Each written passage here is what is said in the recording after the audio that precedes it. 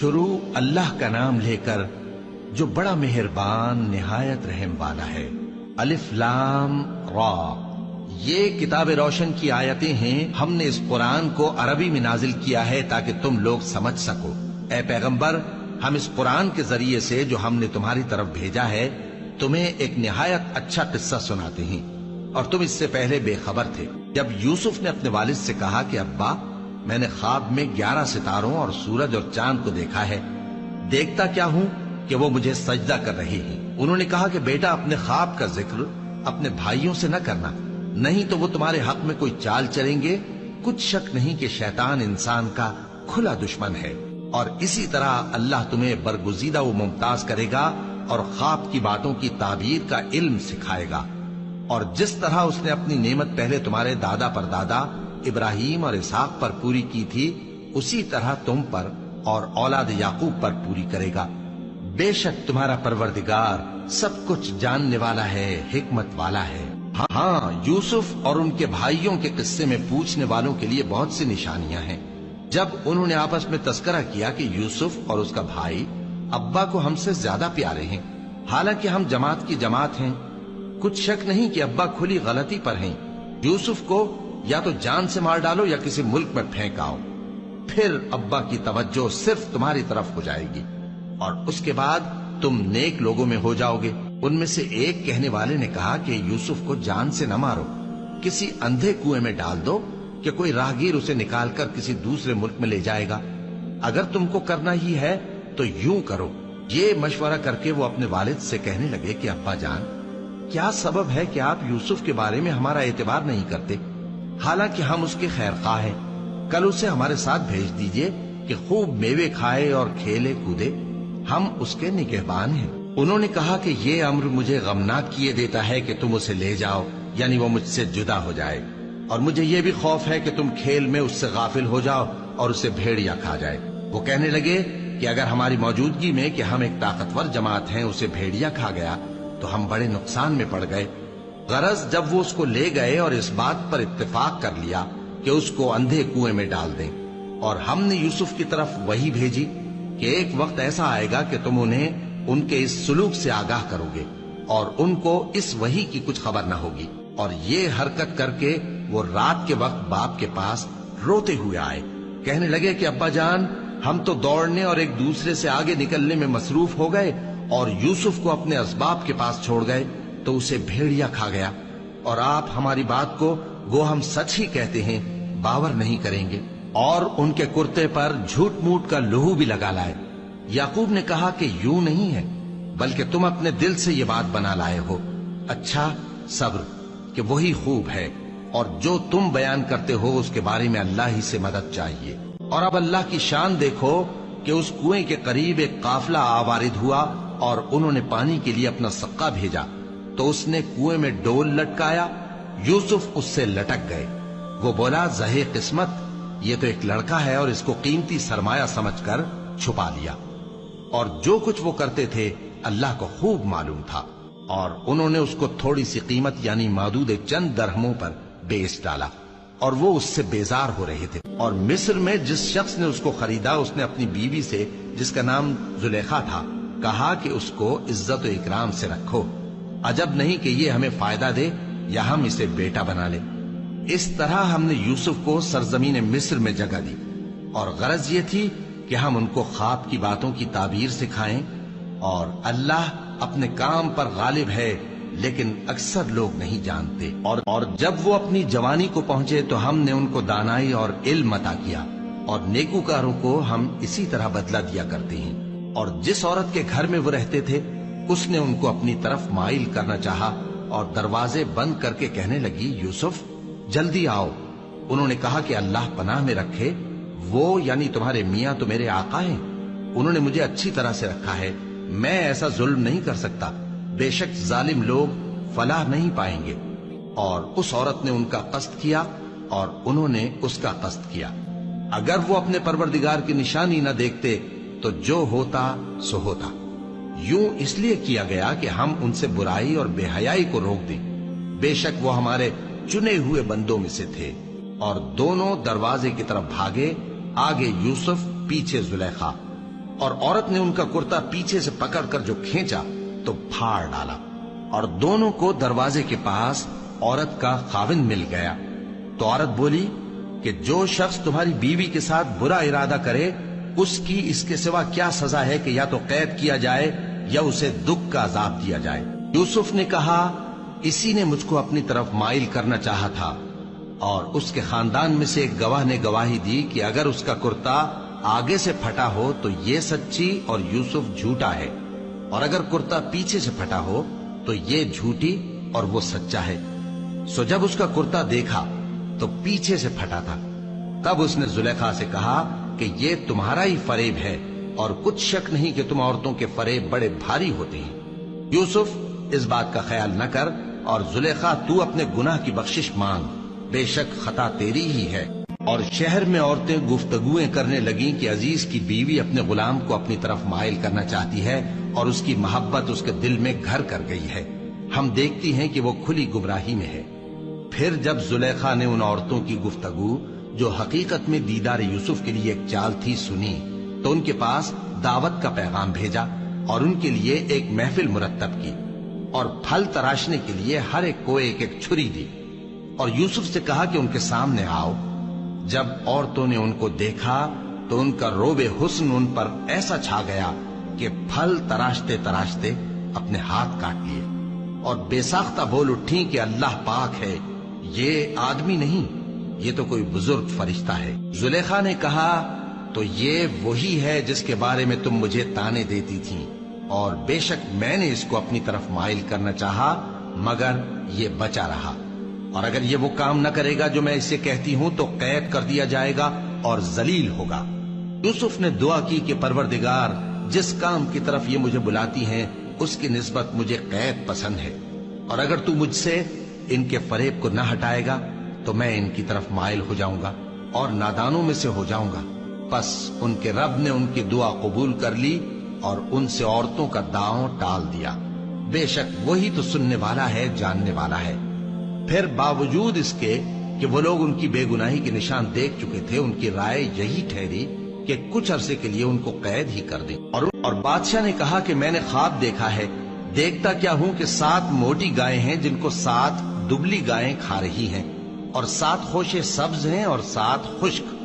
اے درباریو، اگر تم خوابوں کی تعبیر دے سکتے ہو تو مجھے میرے خواب کی تعبیر بتاؤ۔ انہوں نے کہا یہ خواب تو پریشان خیالی سے ہیں، اور ہمیں ایسے خوابوں کی تعبیر نہیں آتی۔ اور وہ شخص جو دونوں قیدیوں میں سے رہائی پا گیا تھا اور جسے مدت کے بعد وہ بات یاد آ گئی، بول اٹھا کہ میں آپ کو اس کی تعبیر لا بتاتا ہوں، مجھے قید خانے جانے کی اجازت دیجیے۔ غرض وہ یوسف کے پاس آیا اور کہنے لگا، یوسف، اے بڑے سچے یوسف، ہمیں اس خواب کی تعبیر بتائیے کہ 7 موٹی گایوں کو 7 دبلی گائیں کھا رہی ہیں، اور 7 خوشے سبز ہیں اور 7 سوکھے، تاکہ میں لوگوں کے پاس واپس جا کر تعبیر بتاؤں۔ عجب نہیں کہ وہ تمہاری قدر جانے۔ انہوں نے کہا کہ تم لوگ 7 سال متواتر کھیتی کرتے رہو گے، تو جو غلہ کاٹو تو تھوڑے سے غلے کے سوا جو کھانے میں آئے باقی کو خوشوں میں ہی رہنے دینا۔ پھر اس کے بعد خشک سالی کے 7 سخت سال آئیں گے کہ جو غلہ تم نے جمع کر رکھا ہوگا وہ سب کو کھا جائیں گے، صرف وہی تھوڑا سا رہ جائے گا جو تم احتیاط سے رکھ چھوڑو گے۔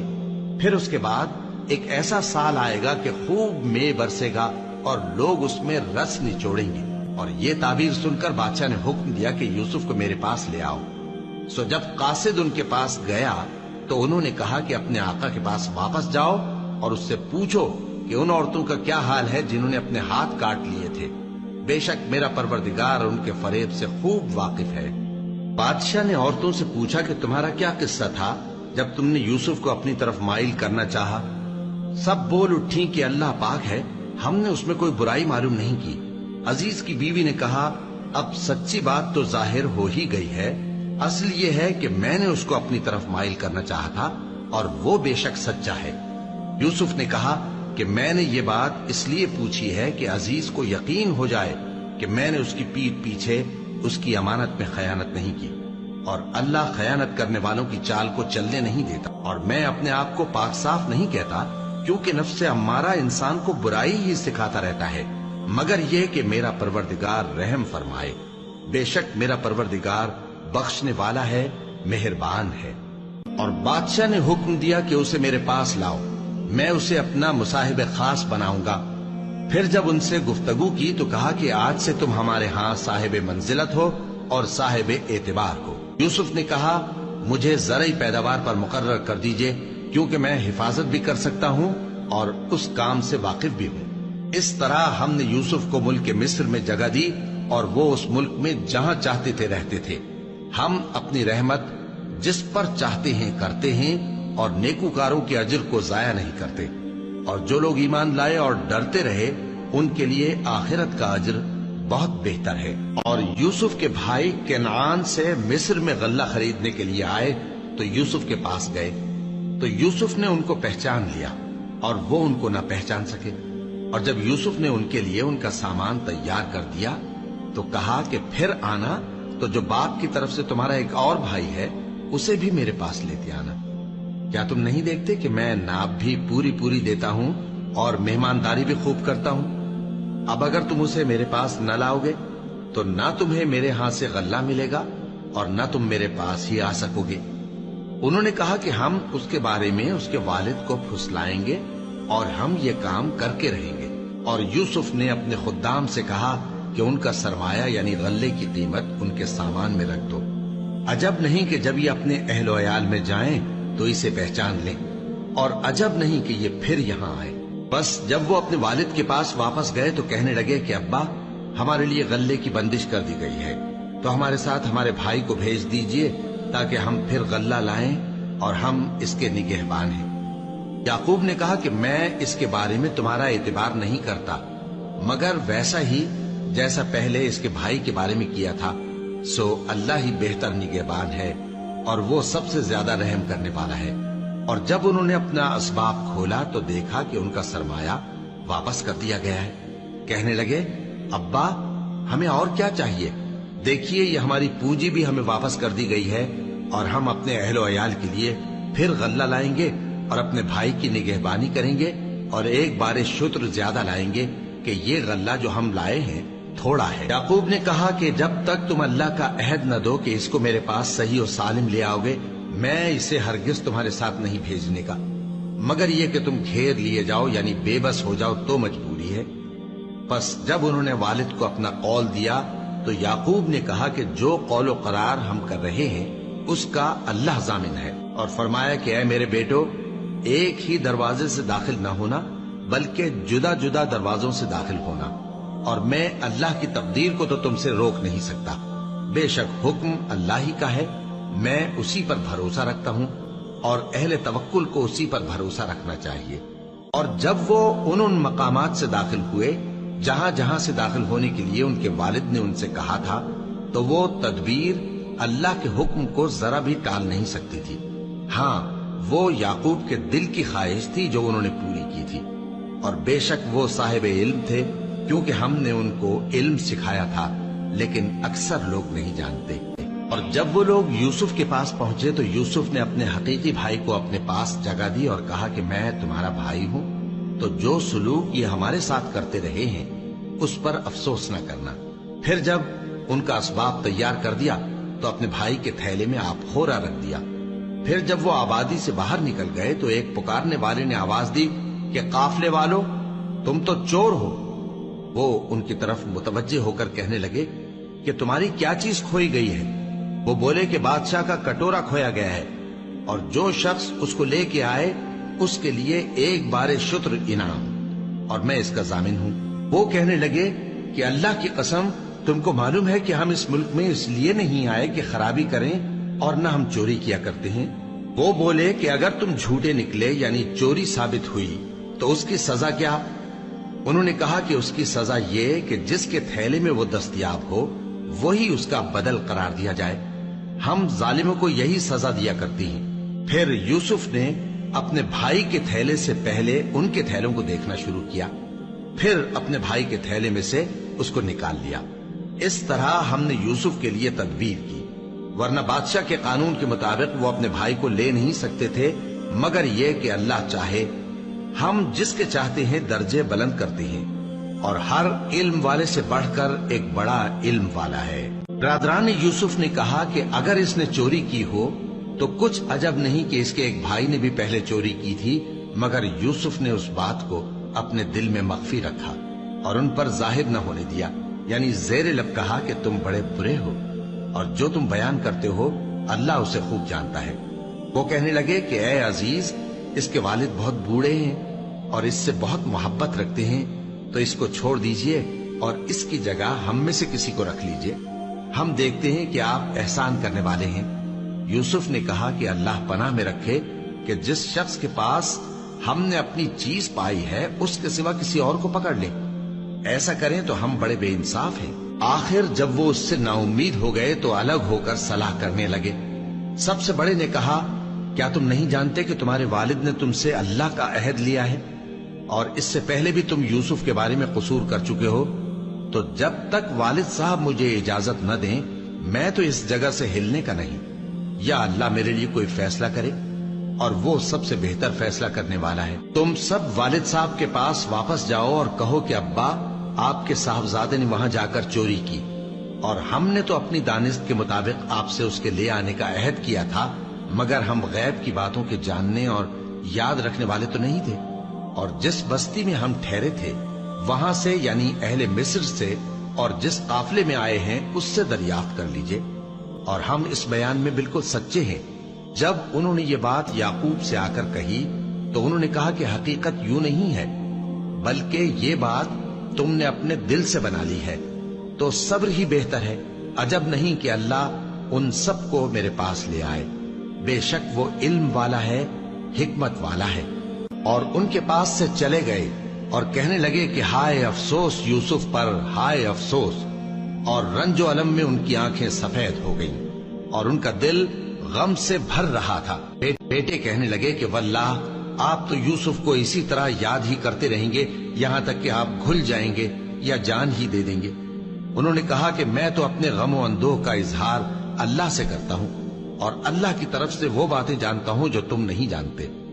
اے بیٹو، یوں کرو کہ ایک دفعہ پھر جاؤ اور یوسف اور اس کے بھائی کو تلاش کرو، اور اللہ کی رحمت سے نا امید نہ ہونا کہ اللہ کی رحمت سے تو کافر لوگ ہی نا امید ہوا کرتے ہیں۔